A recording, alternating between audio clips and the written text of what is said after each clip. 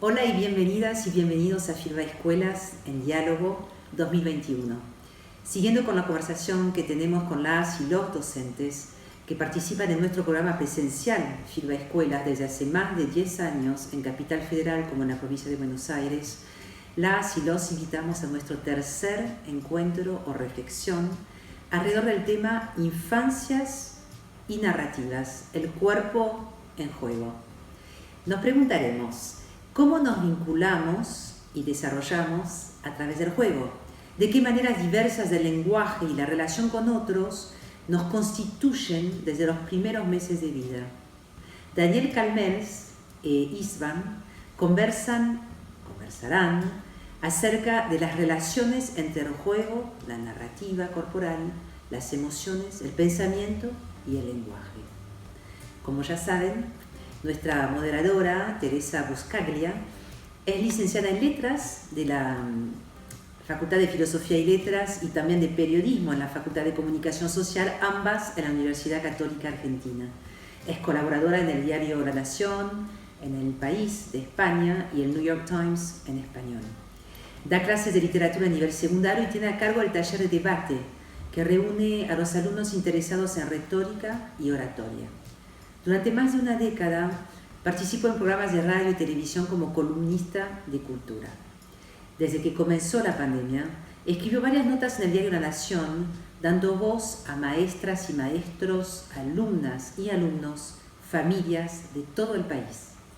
Sin más, les cedo la palabra. Que lo disfruten.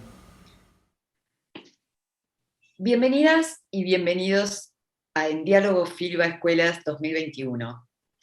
Me da mucha alegría participar como moderadora de este ciclo de encuentros en el que invitamos a profundizar sobre algunos de los temas que atraviesan la escuela como comunidad de lectura. Este es el tercer conversatorio de este año. En esta temporada ya hemos contado con la visita de Carlos Espliar y Julieta Pinasco, que hablaron sobre cómo pensar la escuela en tiempos de pandemia, y también con María Emilia López y Natalia Porta López, que intercambiaron sus experiencias sobre el acceso al libro como un derecho. Estas charlas pueden escucharlas y verlas en la página de Filba Literatura en YouTube. Hoy contamos con la presencia de Daniel Calmels, psicomotricista, escritor y poeta, y con Istvan, ilustrador, escritor, editor, docente y ferviente promotor de la lectura, como él mismo se autodefine. Los invitamos a hablar de las infancias y las narrativas del cuerpo en juego, un tema del que ambos saben muchísimo y lo han trabajado. En diferentes maneras y en sus textos, Daniel, a partir de su trabajo académico en psicomotricidad, y Istvan, con sus cuentos, que son libros álbum, invitan no solo a leerlos, sino a vivirlos con el cuerpo, a actuarlos y a transformarlos también. Voy a presentarlos brevemente. Istvan, que es la unión de su nombre, Istvan Schritter, nació en España, pero creció en un pueblo de la provincia de Santa Fe, San Jorge. En la década del 90 introdujo un nuevo formato editorial, el libro álbum, un libro que trasciende el papel y se convierte en movimiento. Tiene muchísimos premios nacionales e internacionales, fue distinguido también como candidato al premio Hans Christian Andersen en el 2002 y 2004, y al Astrid Lindgren en 2017 y 2018. Es docente en todos los niveles de enseñanza y un activo promotor de la lectura. Lleva editados más de 40 libros. Manos de Viento es el último de ellos. Tiene un canal de YouTube en donde narra sus cuentos y comparte con mucha generosidad sus conocimientos para que la ilustración y la edición de libros esté al alcance de todos. Daniel Calmels nació el 26 de septiembre de 1950. Es psicomotricista y psicólogo social. Fundador y coordinador hasta 2005 del área de psicomotricidad del Hospital Escuela General San Martín. Ha escrito alrededor de 20 libros sobre sus investigaciones en psicomotricidad, que hoy forman parte de todos los programas de estudio en esa disciplina. Pero Daniel Calmels también es poeta y tiene publicados 6 libros hasta hoy de su autoría, además de numerosas antologías que él se encargó de editar. Bueno, un gusto enorme tenerlos con nosotros para charlar. Y voy a empezar con Daniel para que nos cuente un poco algo que está en varios de sus libros y que habla sobre la diferencia entre cuerpo y organismo. Es una diferencia que es muy interesante escuchar de vos, Daniel, para saber a qué te referís con ello. Bueno, primero, esa diferenciación logra romper con un dualismo. El dualismo comúnmente era mente-cuerpo, psiquisoma, y en la realidad no hay dos elementos solamente, sino que hay un tercero. Hay una vida orgánica, regida por aspectos genéticos, y hay una vida corporal, y hablo del cuerpo de la expresión, de la comunicación, del cuerpo de los aprendizajes, ¿no? Para Sarah Paín, el cuerpo es una síntesis entre el saber y el ser. Y dice que el organismo se domestica, el organismo se acostumbra, el organismo se medica. Y que el cuerpo ensaya, se equivoca, aprende. O sea que podemos decir que la corporeidad se revela, la corporeidad miente y no tiene remedio, en algunos casos, ¿no? Entonces, del cuerpo que hablo, es del cuerpo en sus manifestaciones, del cuerpo de la expresión y la comunicación. Entonces hago una diferencia entre lo que sería el tacto y el contacto. El cuerpo es a quien le compete el contacto. Hay una diferencia entre el gusto, una propiedad orgánica, y el sabor. Hay miles de sabores sobre un grupo de gustos básicos. Hay algo que se llama postura, que tiene que ver con la articulación de los segmentos corporales, pero hay una actitud postural, que es la preparación para algo, y es la que se observa en un actor, en alguien que lee, que narra un cuento. Hay una diferencia entre ver y mirar. Hay niños que tienen muy buena visión, pero no pueden mirar al otro. Y la mirada está entre la visión y la ceguera. Cuando miramos al otro, tenemos una carga de subjetividad grande, y eso no es malo, sino que es bueno. Hay una diferencia entre lo que es oír y escuchar. Y en algunos casos, hasta los derechos de la niñez se plantean que hay que oír al niño, y la realidad lo que hay que hacer es escucharlo. Escucharlo implica una disposición de uno a la palabra del otro. El cuerpo produce voces, y la voz es nuestra identidad, y es algo que se construye. Si yo hubiera nacido en otro contexto, en otra familia, tendría otra voz, y esto casi se desconoce en algunos casos, y la voz es el aspecto de mi identidad. También podemos pensar que el organismo tiene cara, es una porción de la anatomía, pero sobre esa cara yo construyo un rostro. El rostro es el aspecto dinámico. Y también podemos pensar que si bien hay respuestas reflejas ante ciertas emociones, por otro lado están los gestos expresivos que forman parte de una cultura. Entonces, la escritura, el dibujo, la lectura, están, digamos, cruzados por el cuerpo en sus manifestaciones. ¿Y cómo se crea esto? Bueno, no nacemos con una corporeidad, nacemos con un organismo, con un dispositivo genético, y es la presencia de un otro corporizante que me va a dar esta corporeidad. Y esta es la importancia de estar presente junto al niño. La escuela tiene una función corporizante importantísima. ¿Y qué es lo que ubica el docente en esa relación? Por supuesto que su mirada, su voz, y más en estas épocas que uno se comunica a través de una pantalla, es la voz del docente que implica su identidad, que el niño reconoce y toma. Es la palabra del docente a partir de la voz que el niño recibe. Entonces, bueno, el cuerpo es eso, es un concepto medianamente nuevo, pero en la corporeidad está el cruce de la vida orgánica y la vida psíquica. Yo no veo el psiquismo, sino es a partir de una materialidad que llamamos cuerpo. Y el cuerpo es un producto de la cultura, por eso no podemos hablar de un solo cuerpo, sino de cuerpos en general. Y esto nos permite poder reconocer y valorizar otras corporeidades diferentes. Por supuesto que el niño de ciudad actual tiene un cuerpo empobrecido. Y la pandemia sabiendo que un cuerpo se alimenta de otro cuerpo, le restó corporeidad a la niñez.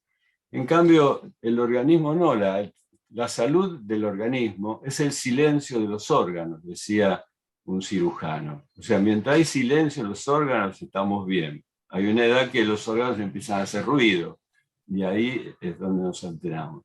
Y la salud del cuerpo es esa posibilidad de expresarnos, de comunicarnos con nosotros, de hacer en el otro una relación y de hacer cuerpo incluso con los objetos y con los otros. Eso sería como una super síntesis de lo que sería la corporeidad, ¿no? Me encantó ese concepto leyéndote en tus libros, y me parece que también acá es el primer punto de unión con István.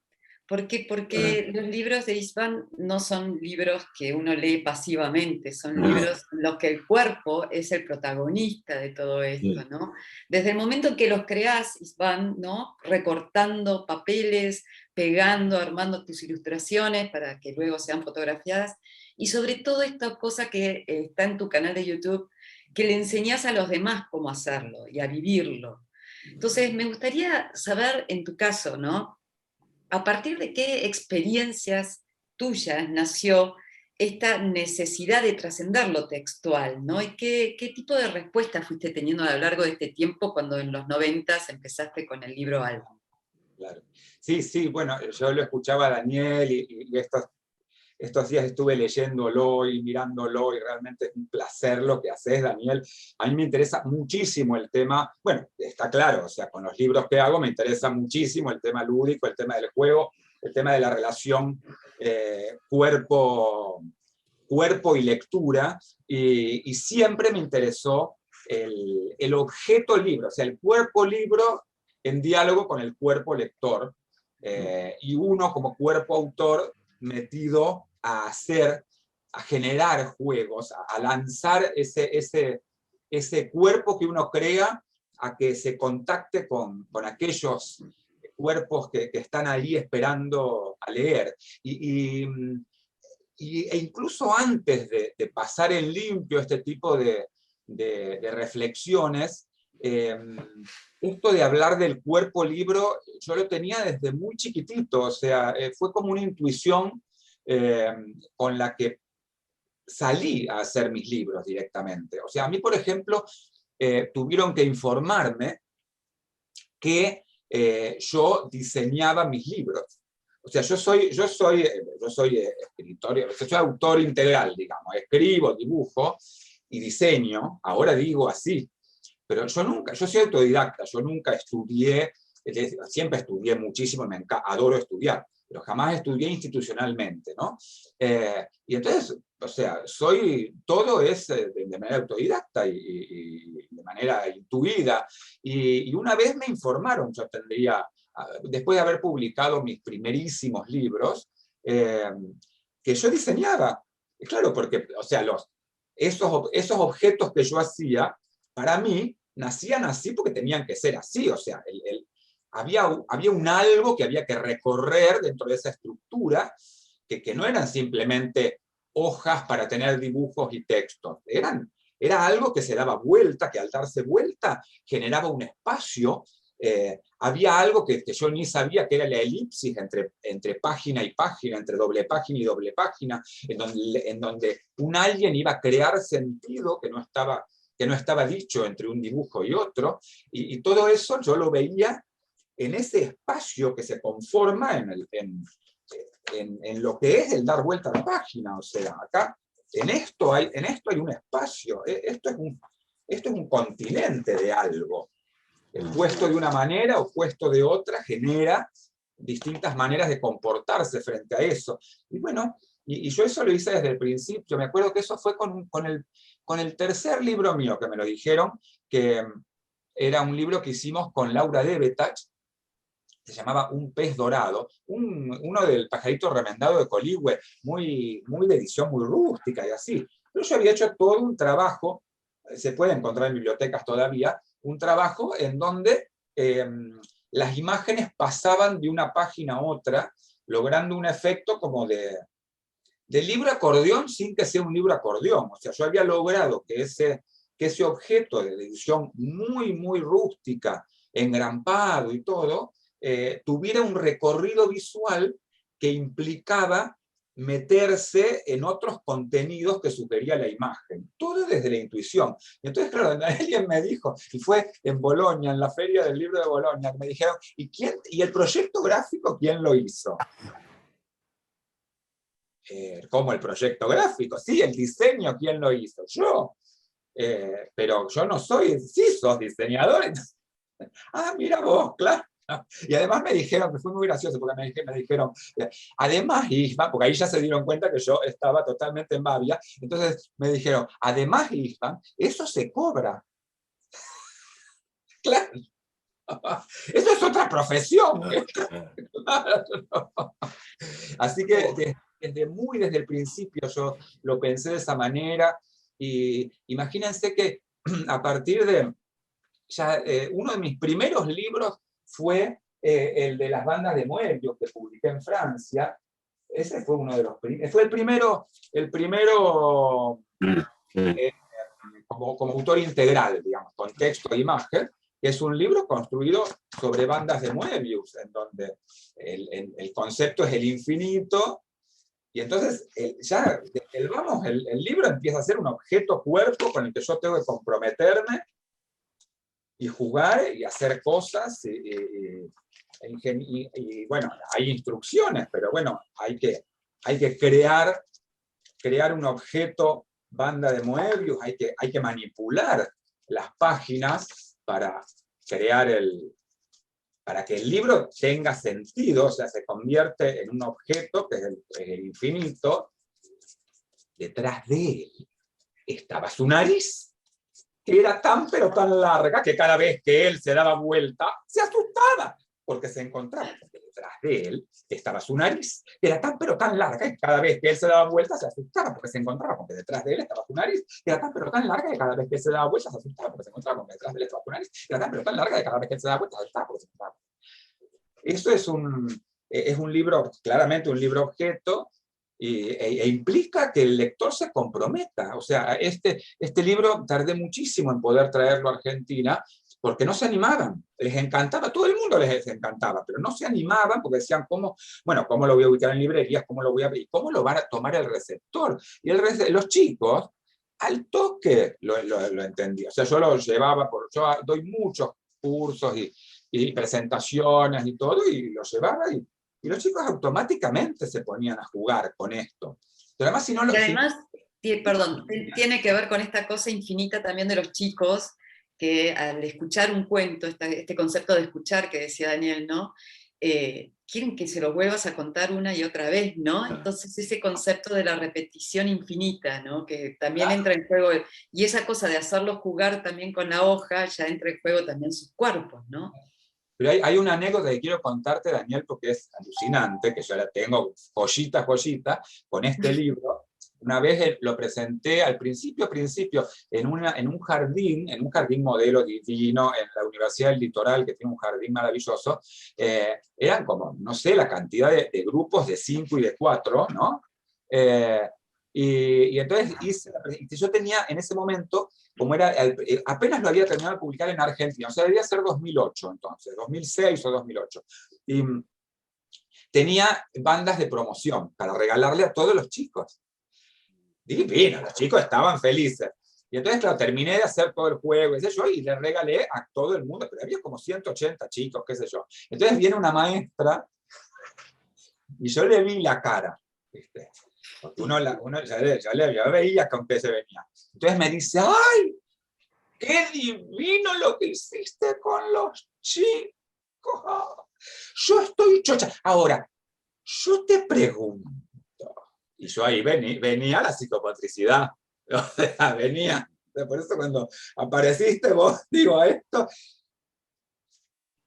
el tema de y cuando iba a decir el tema de la psicomotricidad fina, cuando iba a decir, pasa un pitufo de 5 años, pero, o sea, pasa delante de nosotros, diciendo,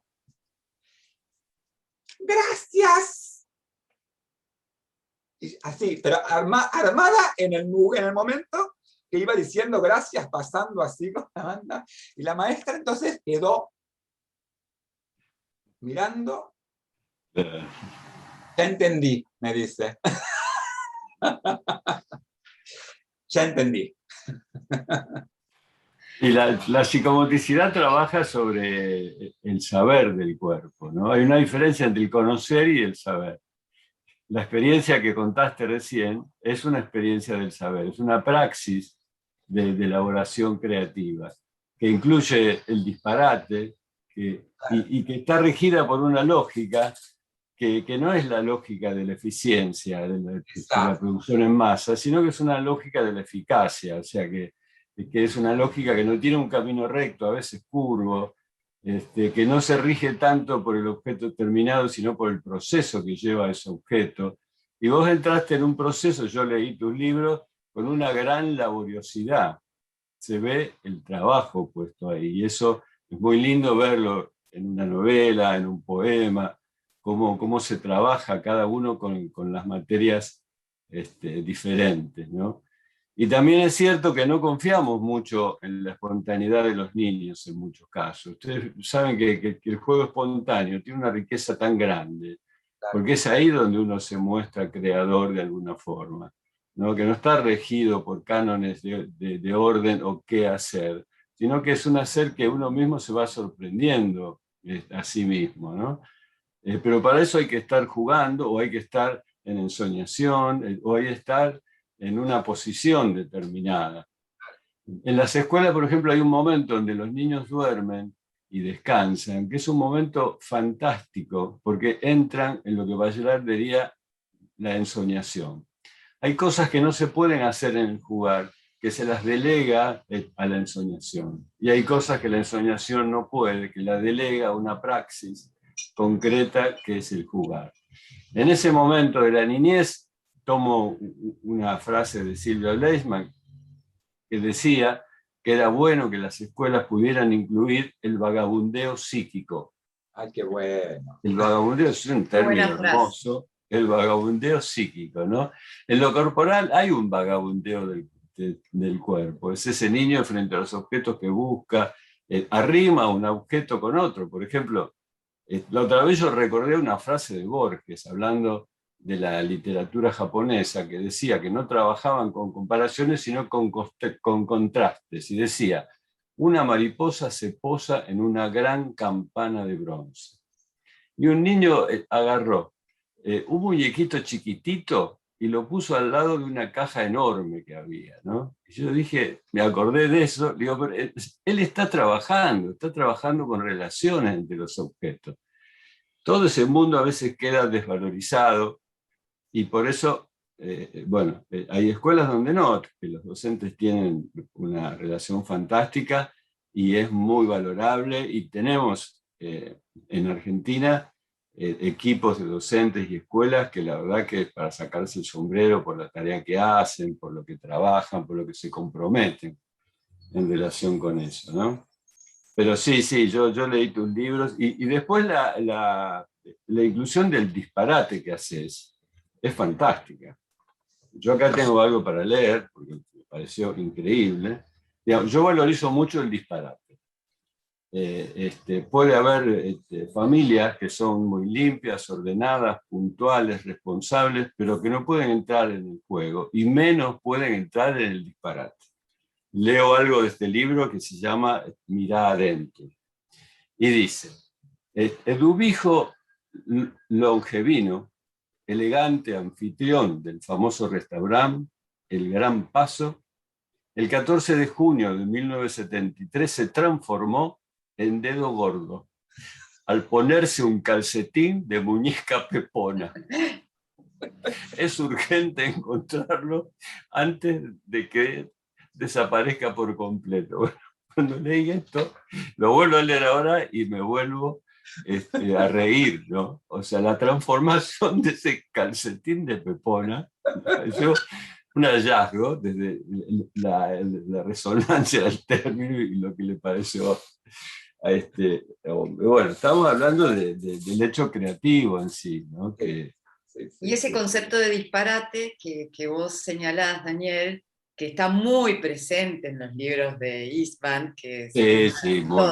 es maravilloso porque es sinónimo de libertad, además, ¿no? De Sí, sí. libertad de expresión con el cuerpo y con la palabra, ¿no? Y yo leía a Istvan que Oliverio Girondo tuvo mucha influencia en vos, o que te gustaba Ah, mucho sí, vos, Oliverio, y Oliverio es el gran poeta de claro. disparate Sí, sí, también, sí, de romper con las reglas rígidas del lenguaje, ¿no?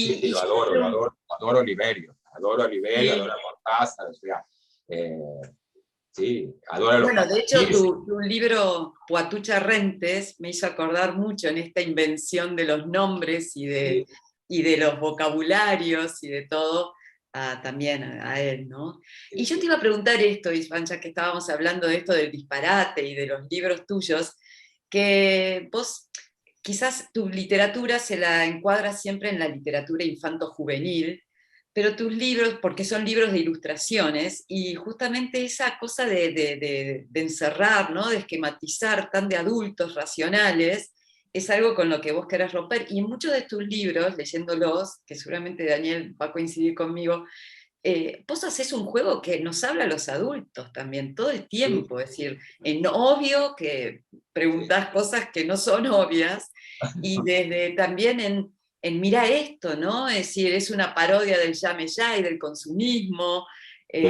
bueno, todo el dinero del mundo ni hablar, y en has visto que nos abrís un mundo de imaginación para que Sí, ahí es que para entremos. mí, claro, es que para mí el destinatario es toda persona de cualquier edad eh, que tenga dispuesta la capacidad de sorpresa.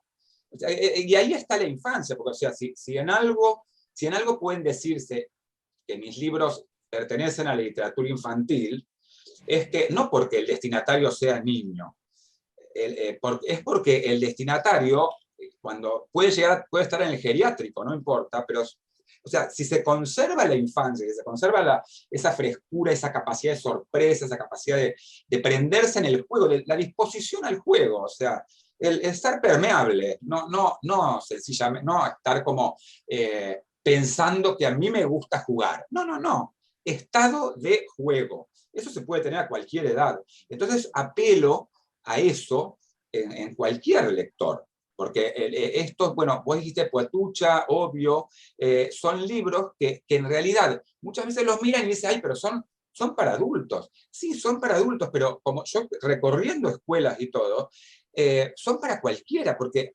los chicos se los apropian desde un costado que los adultos no se los apropian hasta el puesto 15, más o menos.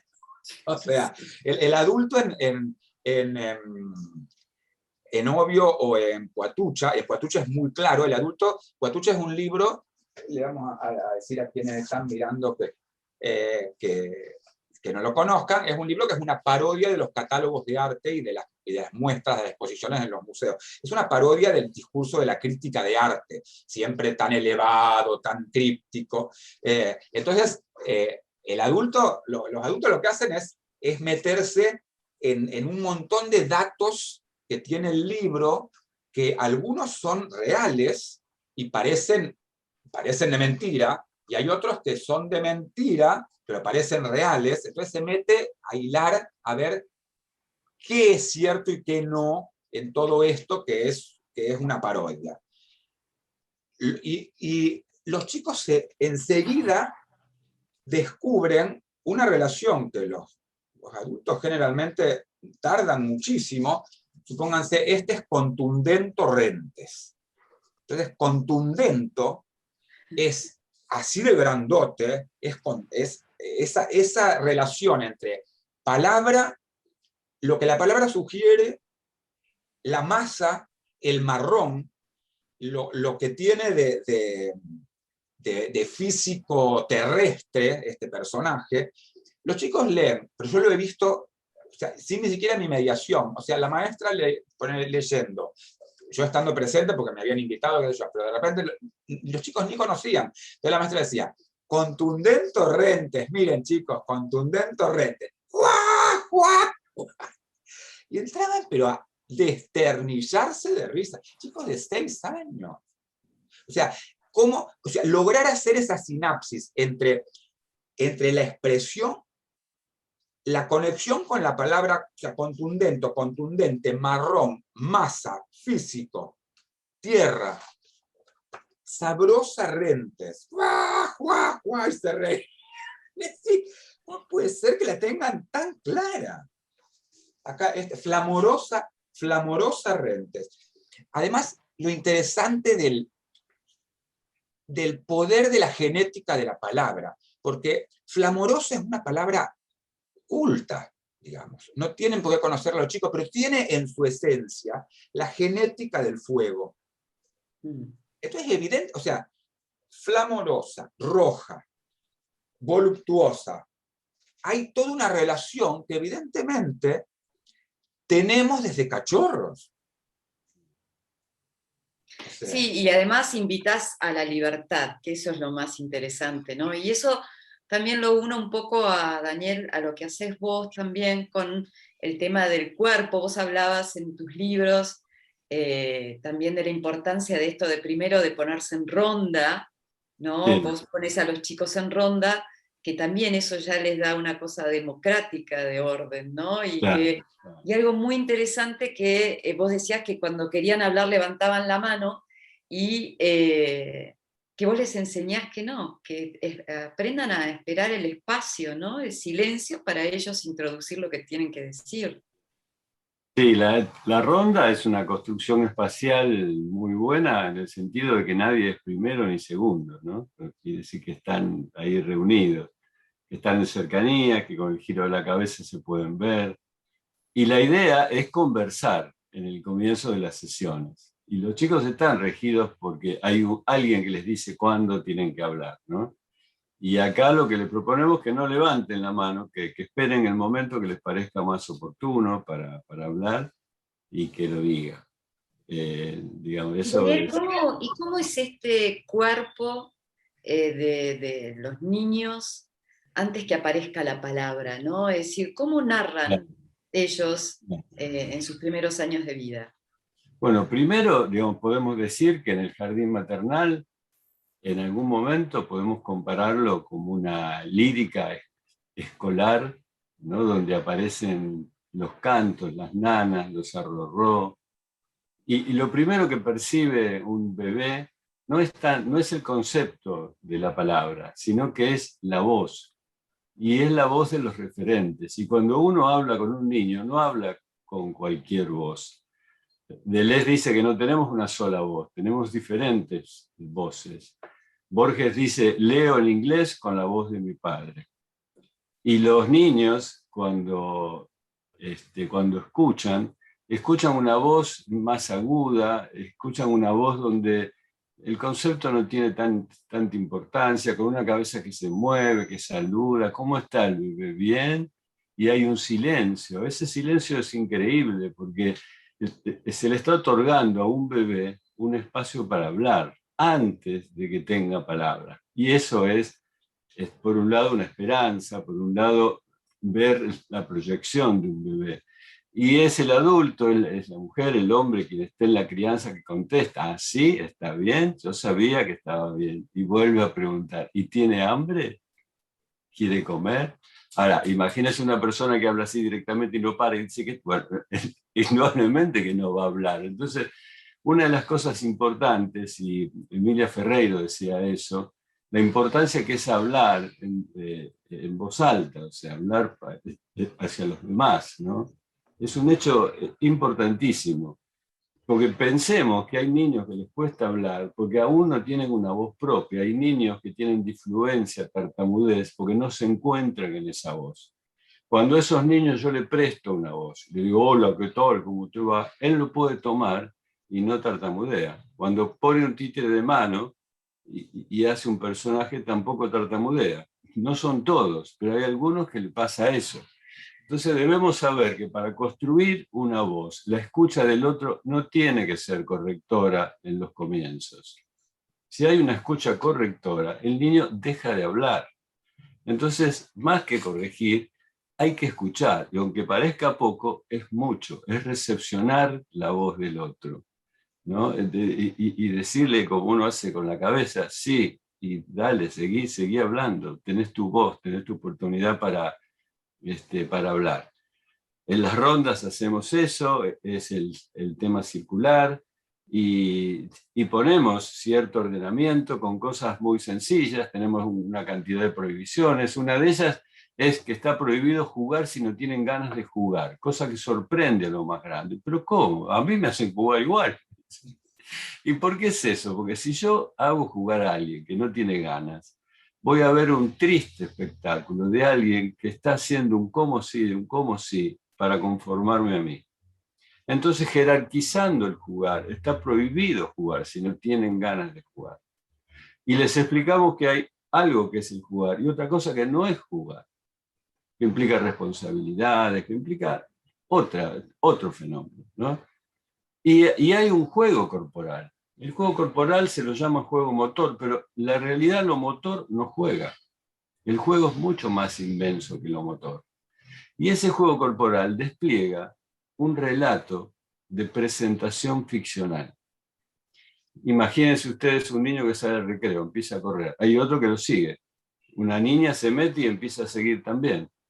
Y hay un momento que el chico mira hacia atrás, se da cuenta que lo siguen y empieza a correr más fuerte. El otro corre más fuerte. Llega a una pared, toca y dice, casa, y el otro se queda ahí, ¿no? O sea, ¿qué hay? Personajes. Hay un lugar simbólico que llaman casa. Hay secuencias de tiempo, hay temporalidad. Ese es un relato en el sentido general del término. Es un relato de presentación, ¿por qué? Porque no es que se representa. Hay una presentación de algo, de un tema que se despliega. En líneas generales, los juegos de persecución se juega un distanciamiento entre las personas. Esa es la dinámica del juego. Eso es lo que pone en tensión, que no es más que el distanciamiento que se crea en los relatos clásicos infantiles. Es Caperucita que se distancia, es Pulgarcito que se distancia, es Hansel y Gretel que se distancia. Y luego viene el encuentro. Los juegos de persecución comienzan en el año y pico, cuando el adulto le dice que te agarro, que te como con la mano y lo amenaza, ¿no? La mano como metáfora de garra, y el chico se esconde en otro. Y lo que hay que tener en cuenta que en esos juegos el niño debe tener siempre un lugar de escondite para sí, que no debe ser violado. Por más que él se ponga atrás de un cartón y diga, esta es mi casa, yo ahí no puedo entrar, no puedo violar eso. Debo creer eso. Yo hablo de 3 líneas de juegos generadores. Uno son los juegos de persecución, donde se trabaja el temor a la pérdida del refugio. Otros son los juegos de sostén, donde se trabaja el desequilibrio. Hay múltiples imágenes de un hombre y una mujer con un niño que levantan. Los juegos ligados con el vértigo, ligados con la pérdida del equilibrio, implica una distancia con el otro cuando un niño es bebé, tomar un distanciamiento con el otro. Y cuando se levanta así, no digo tirar al aire para nada, sino cuando miran al bebé así. Hay litografías antiguas desde hace siglos, donde esto se repite, son mujeres comúnmente que miran, cambian la relación, ya no es una mirada que desciende, sino que pareciera un ritual donde el bebé queda ahí. Y si saco al bebé, es una persona con los brazos hacia el cielo. Entonces, ese pequeño trabajo de gestualidad que son culturales, que están presentes. Entonces, los juegos de sostén estaría el temor a la pérdida del referente corporal. Y en el tercer juego serían los juegos de ocultamiento, muy conocidos, donde hay un momento que por casualidad el niño se tapa y aparece alguien que le dice dónde está el niño, ¿no? Y está ahí, están cerca los dos. Y él dice, acá estoy, o acá está, o el cuco, después él pone nombre. Entonces son juegos generadores, ¿por qué? Porque se dan en la primera infancia y luego se siguen desarrollando años y años. Los juegos de persecución en un momento es el quemado. Yo tengo una pelota que se la tiro al otro y si le pego, le digo, te quemé o te maté, te quité una vida. Se juega la agresividad que es ultra necesario jugarla. Las maquinitas no sirven para jugar la agresividad. El niño se carga tónicamente de una tensión que no puede desplegarla y emocionalmente. Entonces, esas tres juegos me parece que despliegan ¿por qué digo relato? Porque hay una clasificación general de los relatos. Por un lado estarían las narraciones, que se basan en la palabra, específicamente en el lenguaje semántico articulado, y por otro lado están las representaciones. Yo introduzco el jugar porque clásicamente la literatura no se lo tomaba. Ahí está el vitró, está el dibujo, la pintura, está un mimo, está quien hace danza, mal llamadas no verbales. Decir que todo ese campo inmenso de representaciones y expresiones es lo no verbal, es tomar como eje el verbo para definir lo no verbal, ¿no? A lo no verbal no se le dice no corporal, en ese sentido. Entonces ahí hay un deslizamiento del lenguaje hacia un eje del poder. Por supuesto, sin verbo no hay pensamiento. No estoy haciendo un ataque, yo trabajo con la palabra directamente en la poesía, en el cuento. Bueno, son temas interesantes, pero yo creo que lo primero es esa lírica del lecho escolar, donde alguien canta y otro escucha, y escucha de una voz, que identifica como la voz de su maestra. Después siguen varias cosas más que me gustaría contar también, pero ese sería un primer momento. Yo lo quería invitar a István también a este tema a partir de su libro Manos de Viento, porque lo que decía recién Daniel, ¿no? Sobre las ilustraciones, los movimientos, los dibujos humanos, vos también aparecen en tu libro Manos de Viento y además hay como una triple representación, no solamente el dibujo de las cuevas de las manos que vos viste en vivo, sino el que vos hacés y que además después representás en un teatrino. No sé si querés contar un poco. Sí. Bueno, todo esto es fascinante, Daniel, lo que estás contando, y tiene tanta relación con todo lo que yo hago. Aparte, bueno, con Manos de Viento, o sea, el darle la voz al otro, ¿no? Estás hablando, y generar que el otro tenga confianza en su voz. O sea, creo que es la búsqueda en la que estoy desde siempre, quizás, ¿no? Incluso lo relacionaba con un libro mío que se llama Todos podemos dibujar, que en donde yo digo ahí, bueno, Postulo es un libro supuestamente para dibujar, para colorear, pero lo que busqué es que realmente sea desde la abstracción, desde el disparate, ya, hacer la palabra de nuevo, desde lo no, ¿dónde está? Acá. Desde lo no, desde lo casual, desde el rayón, y me dice mucho esto, me dice mucho en versión dibujo lo que vos acabas de decir de respetar la voz del otro, ¿no? O sea, respetar el dibujo del otro, sea un rayón, sea una raya, porque eso es irrepetible. O sea, todos podemos dibujar. Muchas veces me dicen, los adultos sobre todo, ¿no? O sea, no sé dibujar ni una casita, a mí ni un arbolito me sale. Todos podemos dibujar un arbolito, todos podemos dibujar una casita. Una casita es un cuadrado con un triángulo. Nadie puede decir que no puede dibujar un cuadrado con un triángulo. Un arbolito es una Y. ¿Quién me va a decir que no sabe dibujar una Y? Si vamos sumando Y a la Y, unas Y más chiquititas y más chiquititas y más chiquititas y más chiquititas, se transforma en una copa de árbol lleno de Y. Todo el mundo puede dibujar un arbolito. Entonces, todos podemos dibujar. Y ahí es darle el lugar, porque muchos me dicen que vos estudiaste las últimas tendencias de no sé quién para la construcción del imaginario de los niños sordos. Juro que me dicen así. No estudié nada, o sea, porque parece que hay acá hay aplicadas no sé qué cosas de quién, que bueno, que no, que es buscar legitimar que cualquier raya que haga alguien es un dibujo. Y en ese punto aparece Manos de Viento, haciendo la unión, porque ¿quiénes más claros en ese sentido que nuestros antepasados prehistóricos? O sea, la imagen y la imaginería de las pinturas rupestres son totalmente legitimadoras de que todo el mundo puede crear. Todo el mundo puede crear, todo el mundo tiene voz, todo el mundo tiene posibilidad de decirlo en voz, en cuerpo, en baile, en imagen. O sea, tenemos todo para usar y lo tenemos siempre y durante toda la vida. Después, que se nos frustren algunas cosas en el camino, y bueno, pero será cosa de desfrustrarlas.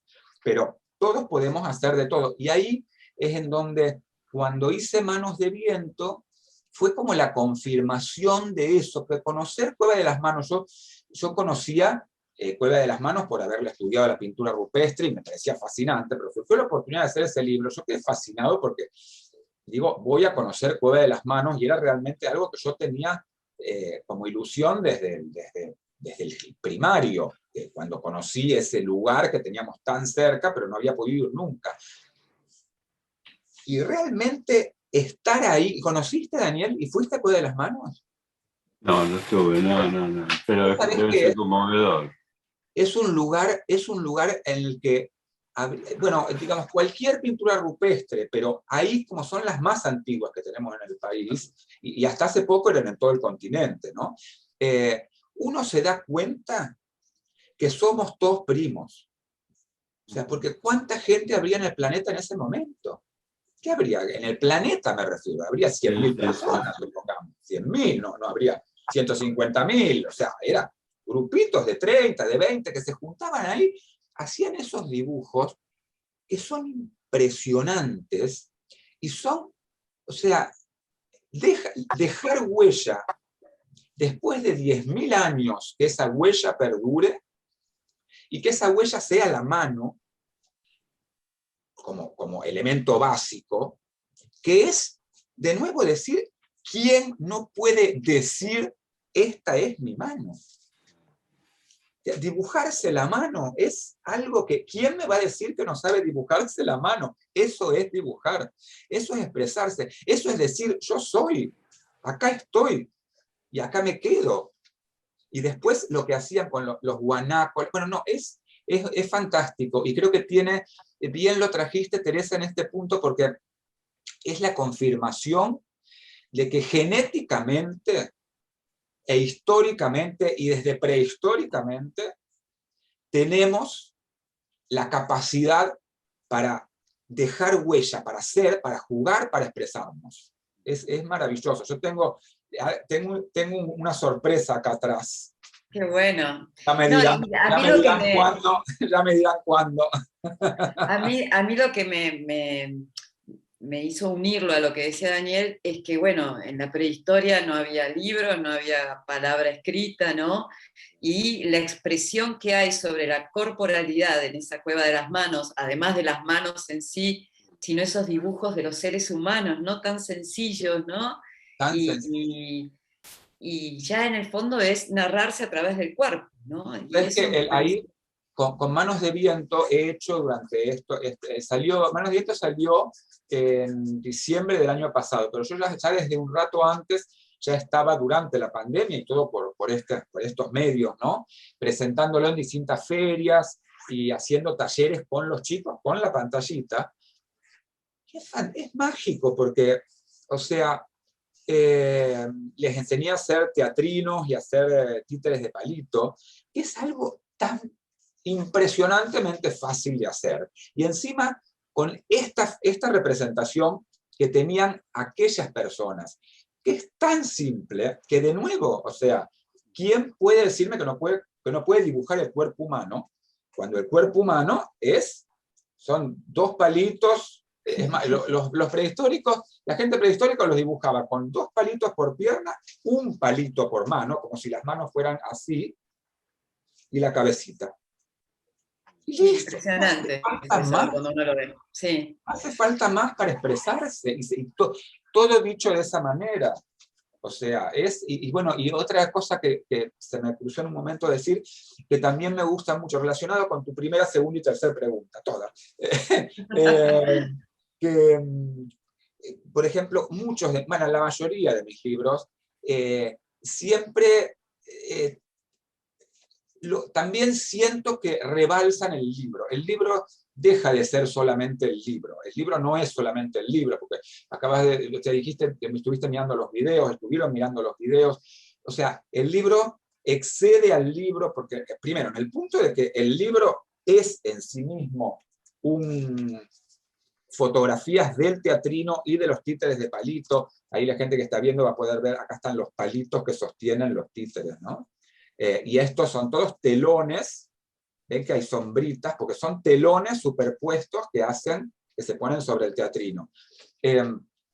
La misma corporeidad del objeto, o sea, ya es algo que está fuera del libro, el libro sigue.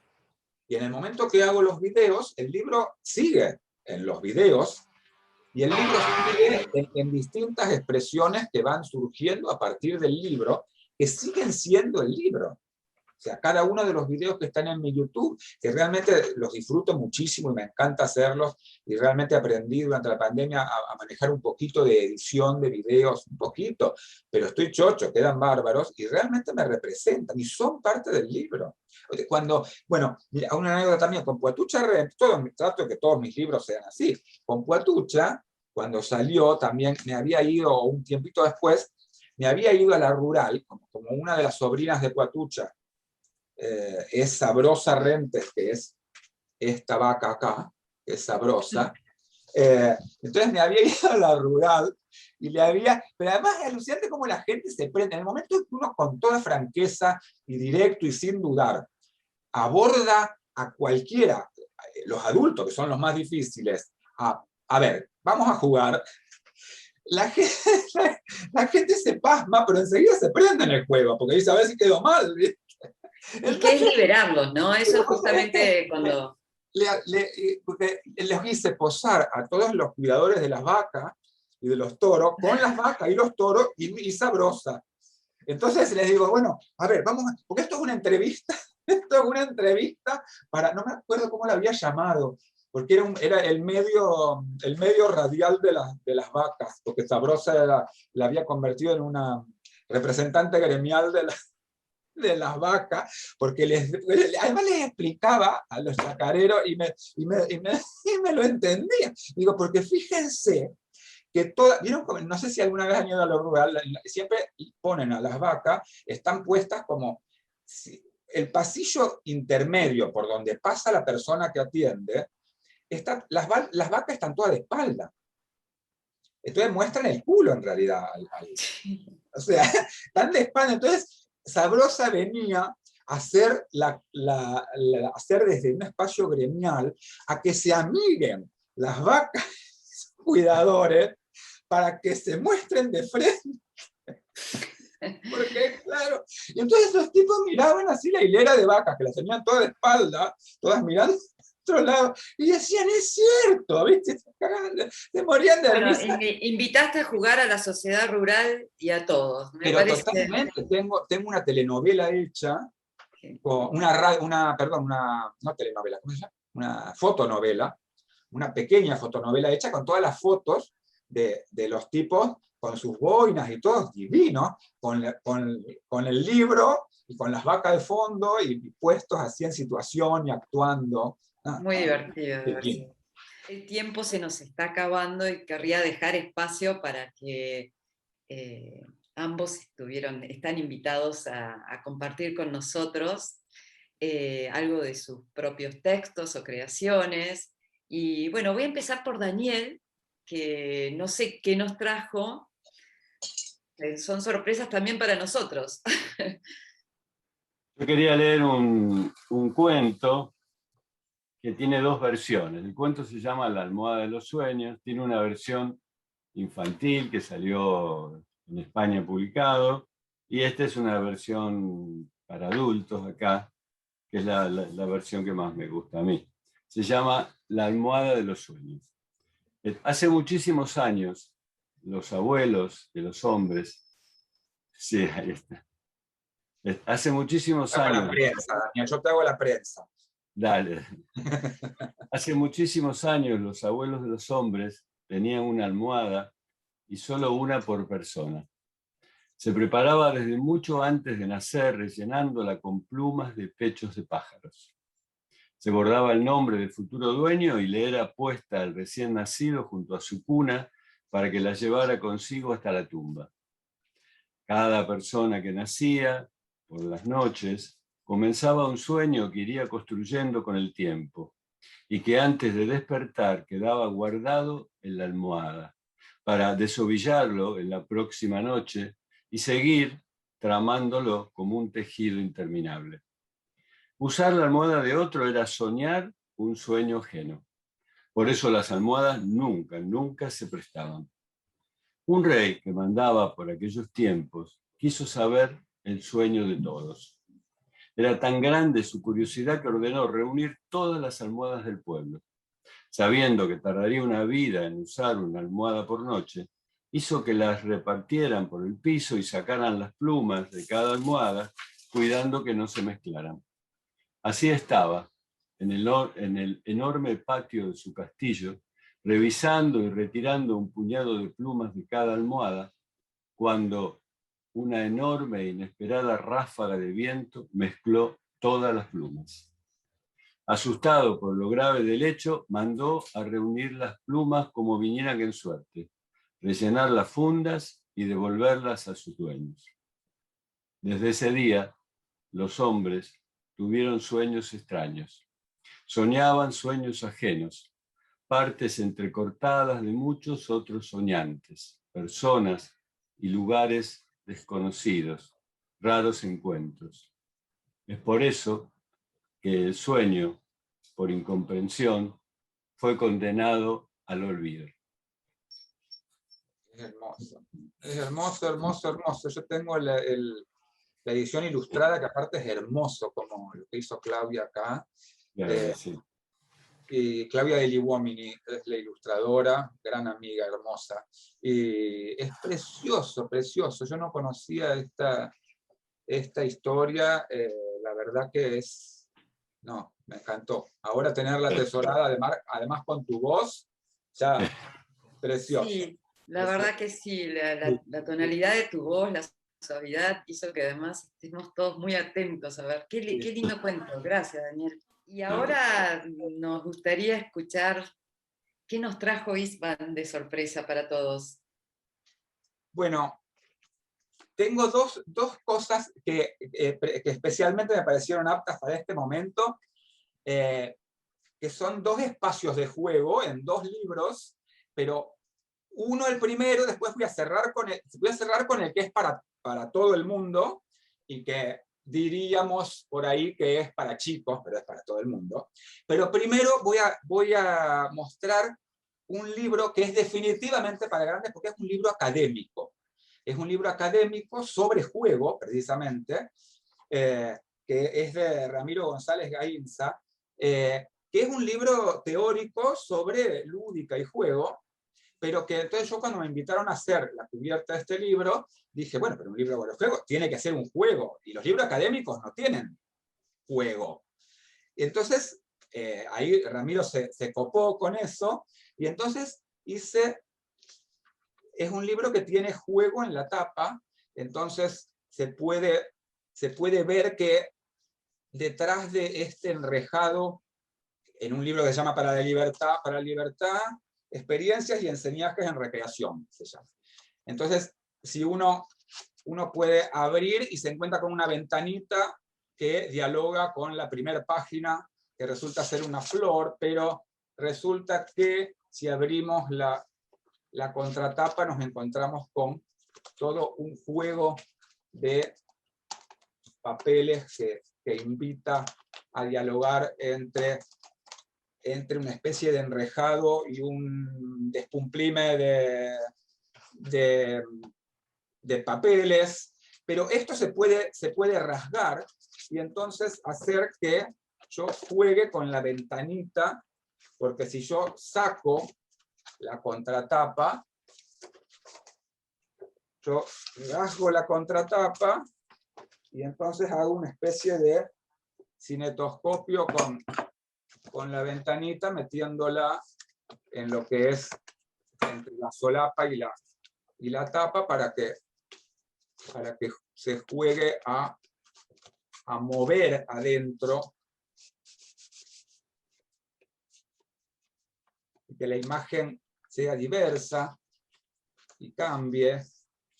Y después se puede cortar en dos la contratapa también, la solapa, y salen dos postales que se pueden mandar, que vienen hasta con la estampillita para mandar, como para mostrar algo que es definitivamente para gente a la que siempre se piensa no jugando, o por lo menos un imaginario colectivo desde el prejuicio, ¿no? O sea, un académico, un especialista, un científico, ¿no?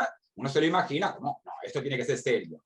Entonces, bueno, esta propuesta, que cuando fue la presentación fue muy alucinante, porque toda la gente como muy, muy puesta en el lugar del saber, en estado cada vez más, más de, ¡ay, qué lindo! Quiero jugar, ¿no? Fue muy lindo. Y por otro lado, cerrar ahora sí con Manos de Viento. Voy a hacer la primera página de Manos de Viento, y para eso me mudo de escenario. Es muy fácil mudarse de escenario así, y me voy al teatrino.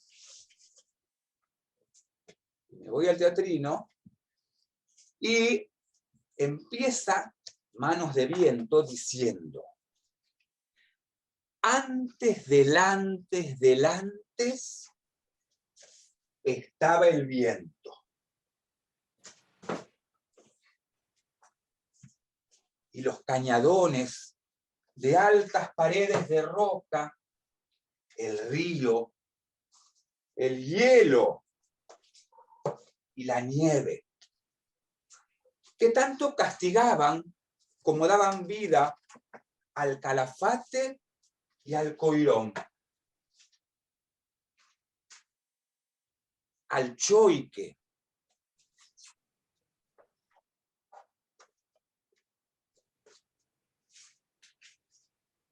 y al Guanaco.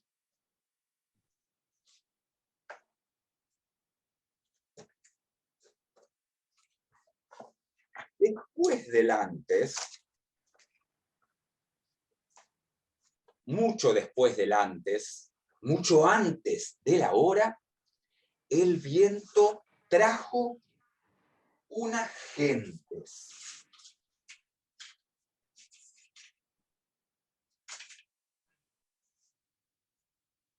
Esas gentes trajeron una idea, y esa idea fue que mi huella sobreviva.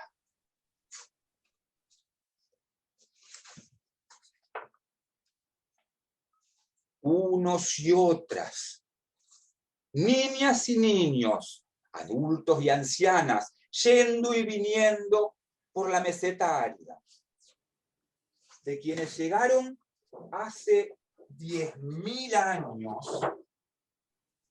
No sabemos el nombre, pero viendo las altas paredes de piedra, sacaron hisopos y tintes y dejaron las huellas de la casa del guanaco y sus manos.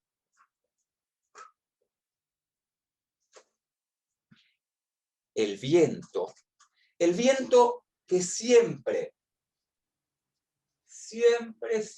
estuvo,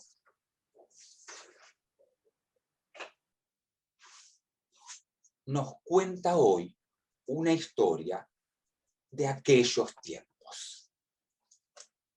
Así empieza Manos de Viento, que se construye a partir de este teatrino, con estos títeres de palitos que hay, más o menos tengo como 100, 120 títeres de palito, y debe haber como entre 30 y 35 telones, que bueno, esto es lo que les contaba, que es fantástico y mágico cómo se puede crear se puede hacer tan fácilmente, hacerlo de manera casera, a partir de unos cartoncitos, un telgopor, Y los telones siempre construyen y van cambiando el paisaje, que va tomando distintas formas. Se puede hacer, hay montones de paisajes patagónicos que aparecen y con personajes que siguen saliendo. Muchísimas gracias, István. Es escuchar ese relato con esos títeres, con una fascinación de cuento infantil, igual que escucharlo a Daniel. La verdad que fue un placer enorme, y toda la sabiduría que nos quedamos a partir de las experiencias lúdicas tuyas, István, con tus libros hermosos en los que invitas a mover el cuerpo, así, de una. Hay que mover el cuerpo, hay que mover el cuerpo. Es así. Ahora viene uno, todavía no puedo decirlo, pero ahora, fin de año, a principios, viene uno que no hay manera de no mover el cuerpo. Es para Qué mover bueno el cuerpo. eso. Pero es más, me van a, yo creo que por un lado en la escuela me van a amar y me van a odiar, porque por un lado van a estar pero completamente felices de poder hacer mover a todos los chicos, pero a ver, los chicos se les van a mover indefectiblemente. Y Daniel, muchísimas gracias por toda la sabiduría que nos trajiste también, de tu experiencia profesional, y también de lo brillantes, de tantas ideas que nos dejaste acá, ¿no? Para reflexionar y para poner en práctica. Y bueno, nada mejor que este cuento de István, de la prehistoria, en donde el hombre narraba con su cuerpo todo y lo dejaba así, impregnado en esas cuevas. Me despido de ustedes porque fue una hermosísima charla. Gracias, Filba, gracias a vos, Teresa, un placer, Daniel. Gracias, igualmente. Y haber leído tus libros, o sea, ya me siento totalmente unido, o sea, estoy realmente muy contento con este encuentro, que supongo que puede ir mucho más allá. Muchísimas gracias a ambos. Hasta la próxima.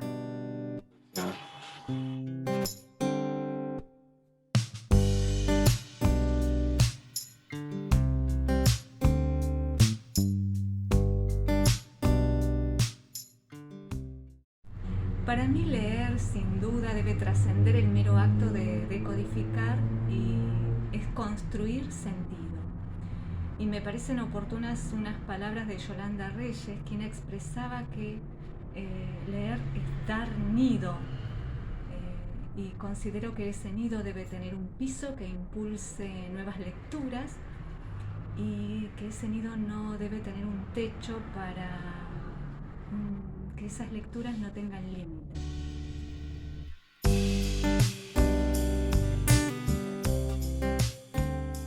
¿Cómo leímos en este contexto?